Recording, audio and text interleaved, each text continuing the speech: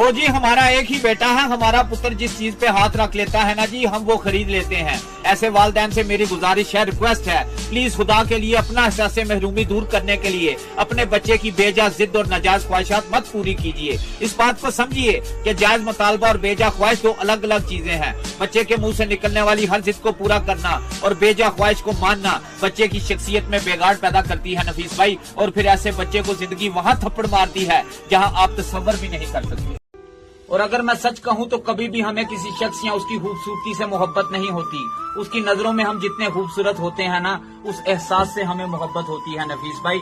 उसमें शायद ब्रेकअप का डर सबसे ज्यादा होता है, क्योंकि उस वक्त हम उस इंसान को नहीं, हम खुद को खो देते हैं। कभी जुनून से मोहब्बत नहीं, उस इंसान के साथ दो पल बैठने में जो सुकून होता है, उस एहसास से मोहब्बत होती है। कभी खाली प्यार से मोहब्बत नहीं होती, उस प्यार में छुपी जो दोस्ती होती है ना, उस एहसास से मोहब्बत होती है।